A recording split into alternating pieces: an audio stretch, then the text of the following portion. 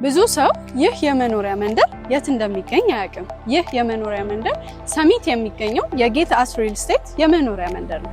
በዚህ ግቢ ውስጥ 100% የተጠናቀቁና ግንባታቸው ከ80% በላይ የደረሱ ቤቶችን እናገኛለን። ቅድሚያ በግንባታ ላይ ያሉ ቤቶችን ላሳያችሁ። ከጀርባ የምትመለከቷቸው ቤቶች ደግሞ በ10 እና በ25% ቅድመ ክፍያ እየሸጥናቸው ያሉ ቤቶች ናቸው።